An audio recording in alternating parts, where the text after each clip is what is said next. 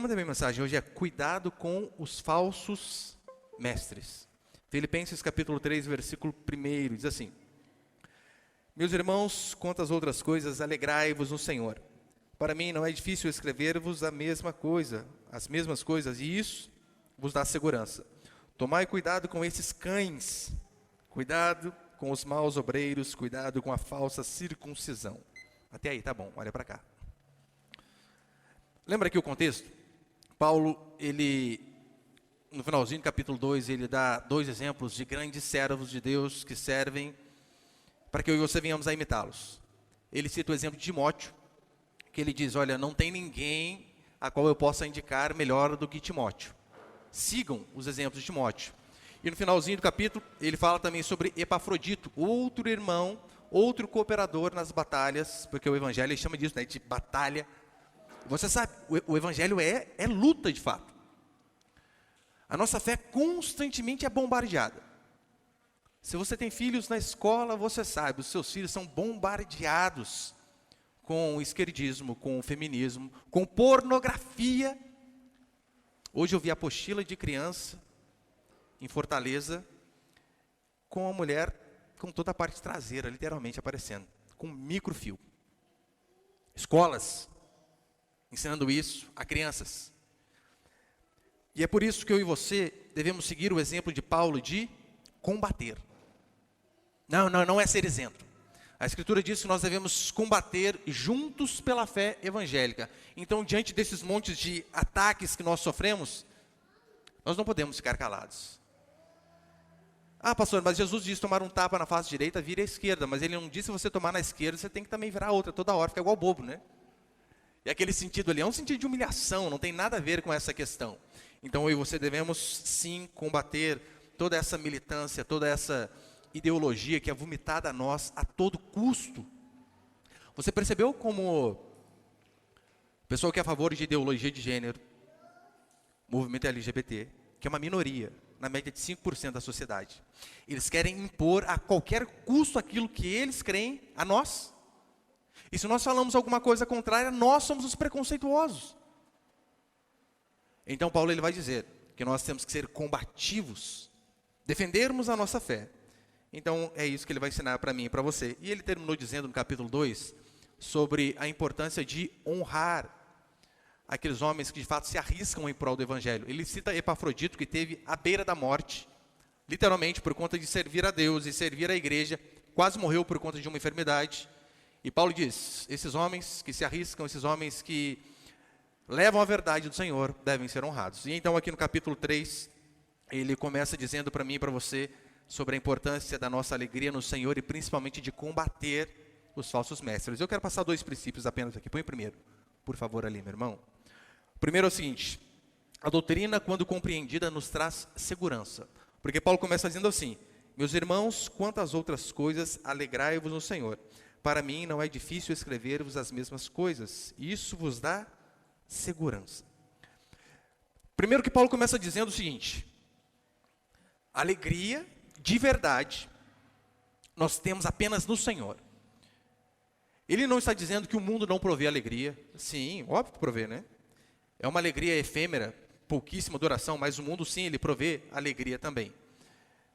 O mundo provê alegria quando você está com saúde, quando você está com dinheiro, quando você está rodeado de amigos, que na verdade muitas vezes não são amigos, são pessoas apenas interessadas em nos sugar. Mas o mundo oferece um pouco sim de alegria, uma alegria provisória.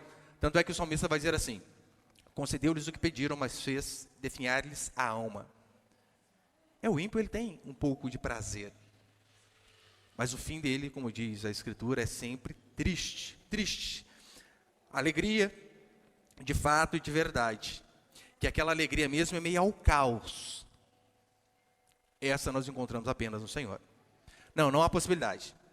Não há possibilidade de um ímpio ser feliz em meio à enfermidade, em meio ao desemprego, em meio à desgraça, em meio à pandemia. A alegria de verdade é apenas no Senhor. É por este motivo que Paulo escreve esta carta de apenas 4 capítulos, cujo tema é alegria. Você vê constantemente, no capítulo 4 ele vai dizer assim: alegrai-vos no Senhor, outra vez vos digo, alegrai-vos. E ele escreve isso de uma prisão. ainda que seja domiciliar, mas ele escreve uma prisão, privado de liberdade. Como alguém consegue, mesmo preso, escrever uma carta cujo tema é alegria? É porque a alegria dele estava no Senhor e não nas circunstâncias. E então ele entra num assunto de suma importância. Ele fala sobre a importância de repetir doutrina. Repetir. Na versão revista atualizada ele diz assim: não me desgosto, e segurança vossa, que eu vos fale as mesmas coisas. Você sabe, para você aprender algo de verdade, não, você não aprende com uma vez. Uma vez você ouviu algo, eu aprendi. Não. Se você quer aprender algo de verdade, você tem que ouvir várias vezes, até aquilo gravar na sua mente. Então, repetir doutrinas é de suma importância, e isso é frequente na Escritura. Os profetas faziam assim, os apóstolos faziam assim, Jesus Cristo fazia dessa maneira. E Paulo, repare como ele diz no versículo 2, como ele começa. 3 vezes, em apenas um versículo, ele diz a mesma palavra: cuidado, cuidado. Ele diz assim: tomai cuidado com esses cães. Então, acho que cachorro não, estou falando de homens, falsos profetas. Tomai cuidado com esses cães, cuidado com os maus obreiros, cuidado com a falsa circuncisão.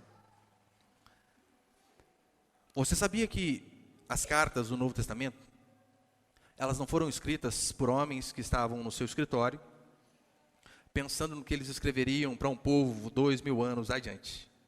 O que eu posso escrever que vai abençoar a vida daquelas pessoas? Não foi essa a motivação.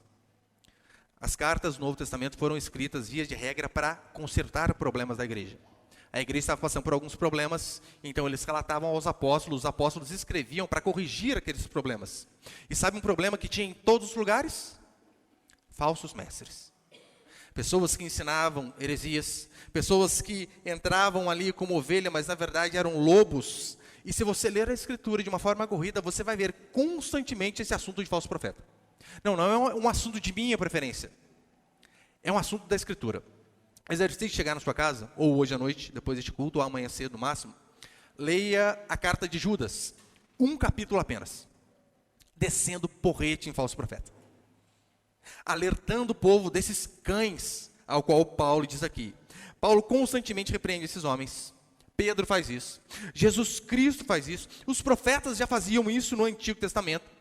João Batista, o maior profeta, diz Jesus Cristo, dos nascidos de mulher não há ninguém maior do que ele. João Batista, ele chega diante de Herodes, que estava tendo um caso, que não podia, cometendo adultério. Você lembra o que João Batista disse para Herodes? Ô Herodes, Deus é amor, rapaz, faz isso não. Vamos para a igreja. É isso que ele disse? Não. Ele chega diante do governante da época, aponta o dedo e diz assim: não te é lícito possuir a mulher de teu irmão. E eu sei que muitos cristãos, ao lerem isso, ou ao ouvirem sobre isso, eles dizem assim: isso mesmo, assim deve ser o Evangelho. João Batista era alguém de coragem. Eles aplaudem João porque João não está na igreja dele, para confrontá-los. Aí então os profetas atuais, ou melhor, os pastores, eles chegam e dizem a mesma coisa para você: não te é lícito tratar a sua esposa daquele jeito, rapaz. Irmã, não te é lícito querer ser a cabeça da casa, sendo que a Bíblia diz que o homem deve governar. Você deve ser uma auxiliar, mas você não vê que por conta do feminismo você quer tomar a rédea das coisas. Aí então você ouve o seu pastor dizendo isso, ou qualquer outro, aí você não gosta. João Batista se acha lindo quando ele repreende as pessoas, mas quando é você não gosta. E hoje em dia, basta um pastor seguir a Escritura e fazer a mesma coisa que os apóstolos fizeram. Constantemente ele vai ouvir o seguinte: para que ficar atacando os outros? Quantas pessoas perdidas? E você aí de picuinha, falando mal de A, falando mal de B, para quê? Vá visitar os hospitais, vai oferecer comida às pessoas que estão na rua, famintas. E eles se esquecem que condenar o Evangelho, condenar os falsos profetas, também é Evangelho. Quando um homem cheio da graça de Deus, ele pega a Escritura e aplica na vida do povo, ele está sendo um João Batista da sua geração. Mas Jesus não era assim. Quem disse que não? Quem disse? Até chicotada ele deu porque o povo estava fazendo o templo comércio. Jesus Cristo, quando ele diz, aquele versículo que as pessoas amam, né? Eu sou o caminho, a verdade e a vida. Eles não veem as implicações enormes que há por trás deste versículo. Por quê? Quando ele diz assim, eu sou o caminho, ele está dizendo, todos aqueles que não estão neste caminho, estão perdidos. Ele é totalmente exclusivista. Não, para ele não existe isso, todos os caminhos levam a Roma. Pode levar a Roma, mas ao céu, apenas ele. Quando ele diz, eu sou a verdade, ele está dizendo que todos aqueles que não creem neste livro, que ele foi inspirado pelo Senhor, todos, sem exceção, estão na mentira. É que as pessoas elas não entendem a importância disso que ele diz. Quando ele fala que ele é a vida, ele está dizendo que, por mais que você esteja no vigor da idade, sem Cristo, você está morto. Morto em seus pecados e delitos. Jesus Cristo era exclusivista. Então, a importância de termos uma base doutrinária, Paulo vai dizer, é justamente, sabe para quê? Para combater os falsos. E percebeu que eu estou sendo polido aqui? Os falsos. Paulo não usa essa palavra. Paulo usa cães. Cuidado com os cães. Se você, querido, não tem uma boa base doutrinária, você vai ser levado por qualquer vento de doutrina. Qualquer coisinha que falar para você, você vai acreditar. Você vai ficar com aquilo que o último disse, porque é o que está mais fresco na sua mente.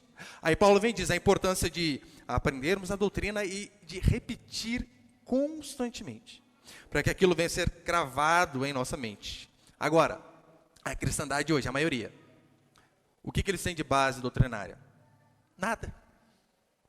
Canções. A teologia deles é baseada em canções, e essas canções, na maioria, são todas heréticas. Então, diante da dificuldade, eles desanimam. Agora, se você não entende a importância de você ter uma teologia densa, como alicerce para você, primeiro que você vai ficar dependente dessas pregações motivacionais aí. O dia que você estiver triste, você não quer ir para a Escritura, você quer ouvir o pastor lá que vai encher o seu ego, vai te deixar confortável, mas você não vai procurar a verdade. Se você não tem uma boa base doutrinária, você não ouve constantemente doutrinas importantes como expiação, propiciação, nomes que talvez tem muitos crentes que nem sabem o que é. Você vai ver que a tendência das pessoas é elas formarem um falso Cristo, acharem que Jesus Cristo não manda ninguém para o inferno. Sabia? Tem pessoas que acreditam nisso. O meu Deus não manda ninguém para o inferno. O seu, né? O da Escritura manda. E vai além. Ele tem as chaves da morte e do abismo. Lembra domingo que eu preguei sobre Lucas? A palavra usada ali é que os infiéis serão despedaçados. Não é uma palavra minha. Essa é a palavra que a Escritura usa. Os infiéis serão despedaçados, cortados ao meio, e terão as sortes com os infiéis. Ou seja, além de uma morte trágica, o pior de tudo, condenação eterna. Então, esse papinho de que Jesus não envia ninguém para o inferno, é porque você não lê a Escritura. Pessoas que dizem isso podem perguntar, nem o Novo Testamento, até hoje elas leram inteiro. Por isso a importância de mim e de você aprender a reconhecer a falsa doutrina. E hoje tem uma falsa doutrina que, nossa, talvez você possa nunca ter ouvido essa palavra, mas você ouve constantemente. Alguém aqui já ouviu falar da hipergraça? Ou não? Alguns, né? Hipergraça. Hipergraça é a doutrina que diz que Jesus Cristo pagou pelo pecado de todos, logo, todos vão para o céu. E quando eles dizem todos, sim, adúlteros, homicidas, ateus, todos vão para o céu. Porque não casa, né, com Apocalipse 21, por exemplo, que diz que o lago de fogo de enxofre está preparado para os incrédulos, para os homicidas, para os efeminados. Como que a gente une essas coisas? Então eles acham que hoje, como estamos na era da graça, ou da hipergraça, podemos fazer o que quisermos de nossa vida. No final, vai todo mundo para o céu. Meu querido, não vai. Não vai. Infelizmente, isso não é verdade. E para encerrar, põe ali o segundo, por favor.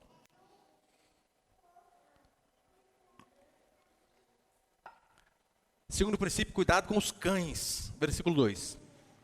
Tomai cuidado com esses cães, cuidado com os maus obreiros, cuidado com a falsa circuncisão. Cuidado com os cães. Versão revista atualizada vai dizer, com os obreiros fraudulentos, cometem fraude mesmo. Você imagina Paulo hoje, em sua página oficial no Facebook, Paulo de Tarso, servo de Cristo, escrevendo isso? Bloque na certa. Zuckerberg ia matar ele. Não ia ter como escrever essas coisas. Chamar alguém de cão. Ele diz não apenas isso, falsos mestres, hereges, obreiros fraudulentos. E você sabia que isso não é novidade hoje? É que talvez você pense que assim, não, isso aqui é uma novidade da modernidade. Do nosso tempo não é. Falso profeta sempre existiu. Desde que o mundo é mundo, sempre existiu. E pastores de coragem como João Batista, e alguns como Elias, que até tiravam sarro dos falsos profetas. Sabia? Você pensa, pastor, não fala que lá não. Põe ali, por favor, Elias. Você acha que é ruim tirar sarro dos outros? Olha o que Elias falava. Aqui é aquele episódio onde Elias ele chama os profetas de Baal e diz assim, vamos fazer o seguinte, um desafio a nós aqui. Construa o altar de vocês aí e eu vou construir o meu. Vocês oram ao Deus de vocês e eu vou orar ao meu Deus. E aquele Deus que responder com fogo e consumir o altar, esse é o Deus verdadeiro. Aí Elias fala, vai, vocês na frente aí. E fica ali, né, de butuca. 1 Reis 18, 27. Ao meio-dia, Elias, porque já tinha começado cedo. Ao meio-dia, Elias passou a zombar deles. Bullying, gospel, Antigo Testamento. Ao meio-dia, Elias passou a zombar deles, dizendo, clamai em altas vozes, porque ele é um Deus. Pode ser que esteja falando, em alguma versão, pode ser que esteja meditando. Pode ser que esteja meditando, ou que tenha alguma coisa que fazer, ou que esteja em alguma viagem, talvez esteja dormindo e precise que o acordem.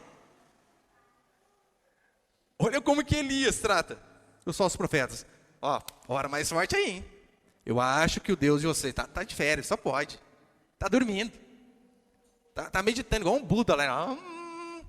Acorda esse Deus. É por isso que está a base doutrinária para fazer bullying também.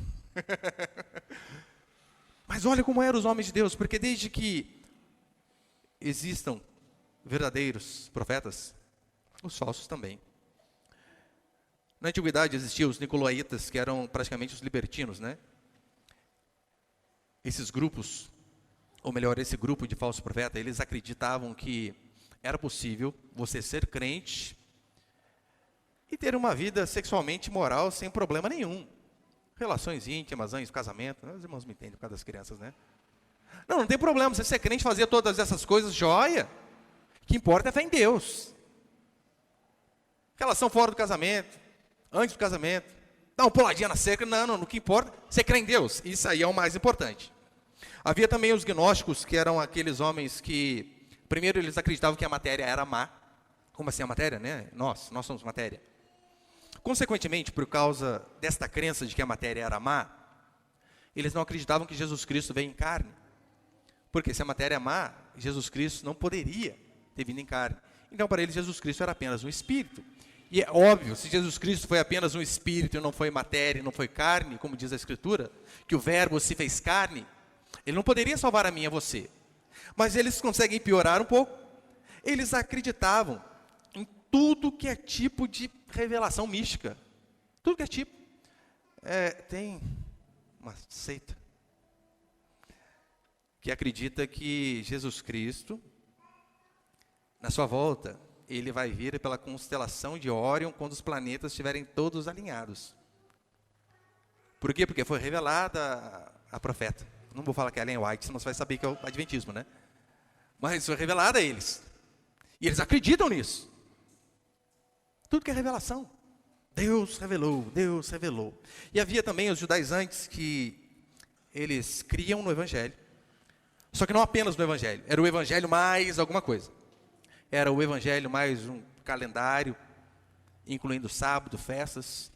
Era o Evangelho mais comida, não podia comer carne de porco. Era sempre o Evangelho mais alguma coisa. Aí você pensa assim, Pastor, essas coisas não existem mais. Quem disse que não? Mudaram-se apenas os nomes. Continuam existindo aos montes. Os nicolaítas são os pregadores da hipergraça. Os libertinos que dizem assim, não importa o que você faça, você vai para o céu. Pode viver da maneira que você quiser, mas o céu é garantido. Eles acham que é possível sermos cristãos e sermos iguais ao mundo. Temos os mesmos comportamentos, vestirmos as mesmas roupas, falarmos da mesma maneira, vivermos da mesma maneira. Por quê? Porque no fim vai todo mundo para o céu. Isso é um absurdo. Os gnósticos que criam em revelação demais, meu irmão, esse aqui está cheio hoje, cheio. Principalmente em igrejas neopentecostais. Você vê demais. Eu fui no culto e tive uma revelação. Deus falou que ia acontecer isso, isso e aquilo. Daí você pergunta, mas isso aí não está contradizendo a Escritura? Onde na Bíblia, né, tem uma base para isso? Eles dizem, não tem na Bíblia, mas Deus falou comigo. Como você discute com uma pessoa dessa? O rapaz, uma vez, ele conversava comigo, que ele falou que a pastora da igreja, já começa aí, né? O cara vai ouvir, né? Que a pastora da igreja chegou nele no final do culto e disse assim, Deus falou que você é o homem que eu tenho que casar. Gente, depois de um checkmate desse, o que o cara faz, hein? E eu falei, querido, o que você fez? Casei, pastor. Deus falou? Acha que deu certo o casamento? Óbvio que não, óbvio que não. Então eles acreditam em todo esse tipo de coisa. Aqui na igreja mesmo, já veio. Né? Hoje costuma não vir muito. Mas já veio pessoa que depois do culto vem profetizar para mim. E é óbvio, né? Não estou dizendo que eu ignoro tudo que a Escritura diz, que nós devemos comparar com a Escritura. Mas sempre quando vem alguém falar alguma coisa para mim, eu sempre falo assim, olha, igual uma vez uma moça teve uma visão, contou para mim lá, olha, quando o senhor estava pregando, eu via isso, aquilo, sério. Eu falei, o que isso significa? Pastor, agora o senhor faça um jejum de 7 dias, para o senhor saber o que é. Eu falei, cara, a revelação é para você e eu que tenho que jejuar? Não dá. Então, eu sempre falo assim, quando vem essas profetadas do meu lado. Você tem certeza que é de Deus? Sim, pastor, tenho. Eu abro a Bíblia lá em Deuteronômio 18, 20, guarda esse versículo. E eu digo assim, olha, a Escritura aqui é clara em dizer assim, aqueles que profetizarem em nome de outros deuses serão mortos. Mas aqueles que falarem o que Deus não mandou falar, esses também devem morrer. Então nós podemos fazer uma oração aqui, né, bem rápida, que se isso aí não for de Deus, que você morra instantaneamente, mas sem dor, é óbvio, né? Tipo assim, um infarto que leva você de uma vez. Eles nunca querem orar. Não querem. Porque a maioria das coisas vem de suas mentes e não da Escritura. Agora, se você lê a Bíblia, vê algo que ninguém nunca viu em 2000 anos de existência, há duas alternativas. Primeiro, você é um gênio, um ungido, quase que Messias. Ou segundo, você é um herege, né? E normalmente é a segunda. Mas veja o caso dos judaizantes. Os judaizantes são aqueles que acreditavam em Deus, só que tinham fé em Jesus Cristo, só que na fé em Jesus Cristo mais alguma coisa. Sim, você tem que ter fé em Cristo, mais a circuncisão, mais guardar o sábado, mais um monte de coisa. E você sabe que Paulo, ele não tinha meio termo com esse povo. Como que Paulo lidava com os falsos pastores? Você sabe? Paulo ele não lidava como a maioria dos líderes lidam hoje. Não critique. Não fale mal do líder de outro aprisco. É o que eu ouço constantemente. Não sei se você viu, né, essa semana. Teve um pastor adventista que fez um vídeo só para me criticar. Na verdade, ele pegou um post que eu fiz de espantalho lá. Nada contra, né? Pegou algo que eu fiz, combata aquilo que eu falei. Só que ele pegou o meu post para falar da minha fé, de quem eu era e do calvinismo, né? E gastou quase 20 minutos lá, me arrebentando.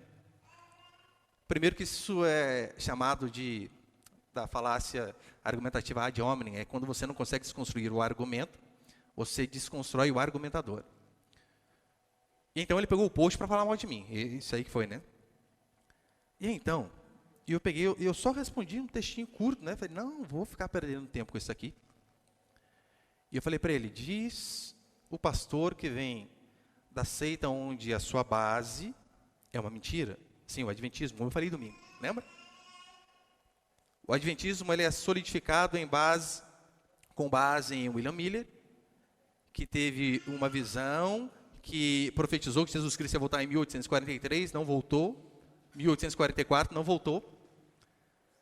E então eles já começam aí, né, com um falso profeta.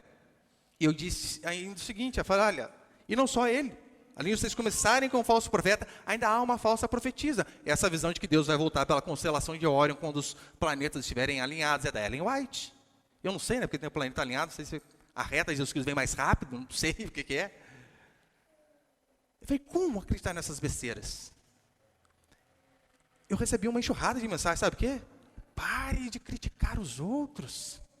Ele gasta 17 minutos me destruindo de uma resposta, e o errado sou eu. Mas esse é o povo de hoje em dia, você não pode falar nada. Absolutamente nada. Como que Paulo trata esses homens? Ele não trata assim, não julgueis. Deus vai dar conta deles. Eles que, um dia que o Espírito não pode tocar o coração deles. E nós acreditamos que pode. Mas Paulo trata diferente. Paulo diz, infiéis.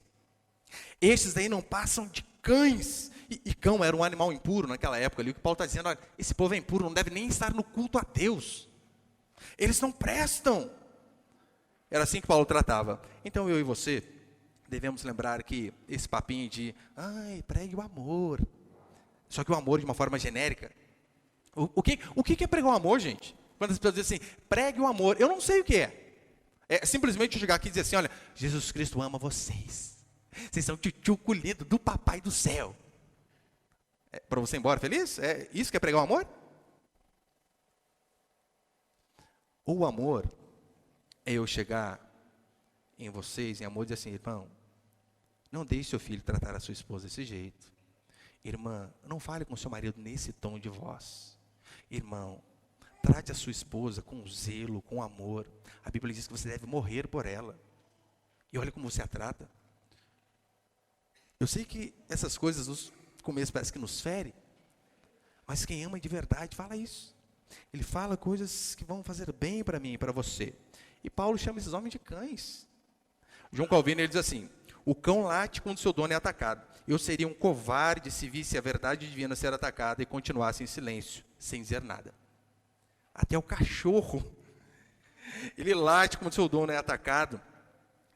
E nós veremos constantemente o evangelho ser atacado e permaneceremos em silêncio? Não, não vamos. Que Deus possa nos dar graça de sermos combativos sempre. É por isso que, quando Paulo diz que a doutrina deve ser repetida com constância, vocês vão ouvir diversas vezes aqui. Pastorado feminino não existe. Não. Isso é uma aberração. Toda pastora é uma rebelde ou uma ignorante. E eu não falo isso para ofender. Rebelde é porque está indo contra a vontade de Deus. Ignorante porque não tem conhecimento de algo. Não é um xingo. Que hoje em dia você chamar alguém de ignorante, parece que está xingando, né? Não, não é. Por exemplo, eu sou ignorante em relação à mecânica. Se você abrir o capô do meu carro, eu sei onde é a bateria. Acabou. Só isso. Sou ignorante em relação àquele assunto.